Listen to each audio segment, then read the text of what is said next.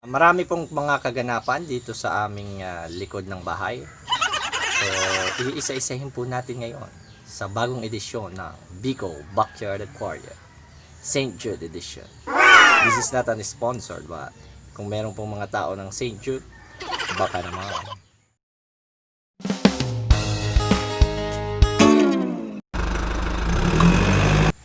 Diyos maray na aga po mga kabakyard. So, this morning we are going to harvest some of the shooter guppies. Yung term na shooter, ito po yung mga unang lumalaki sa batch of fry. So in this demo makikita natin yung fry ng aking HB Rosetail, red Rosetail. So kukunin natin yung mga shooter or yung mga nauuna ng lumaki sa grupo. Importante ito kasi para evenly or pantay-pantay po yung paglaki ng ating mga fry.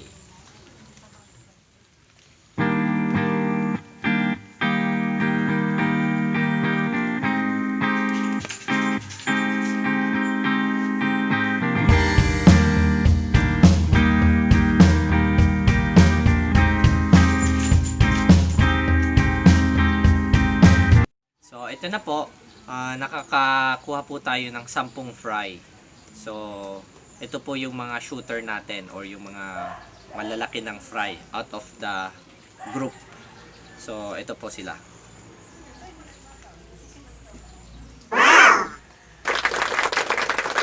Yan. So we've decided to place it again in another container tub para makafocus na rin ako sa kanila, lumaki itong matong maayos. So ilalagay natin sila dito.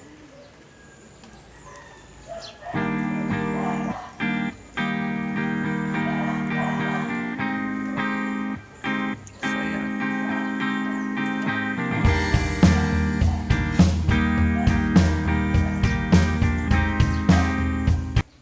So, nandun po sa malaking grow out yung mga medyo a little bit maliliit pa silang mga fry. So dito natin nilagay yung mga shooter. And also sa grupo na ito, sa batch na ito, dito na rin po ako siguro kukuha ulit ng potential breeder ko. And as you can see, dito lang sila. So we'll wait for another weeks, few weeks or more. Titignan ko kung meron ng mga male na fully developed na ang kanilang gonopodium. Tapos isa-separate ko ulit sila. Dito rin sa kabila, ito. So nandito rin yung ating yellow YKC, Yellow King Cobra.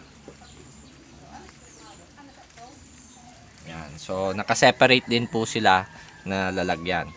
So ito yung aking new generation ng YKC, Yellow King Cobra. So ayan po. So yan lang. So medyo maulan po ngayon. So maraming salamat sa pag-tune in sa channel na to. So sana mayroon kayong konting natututunan.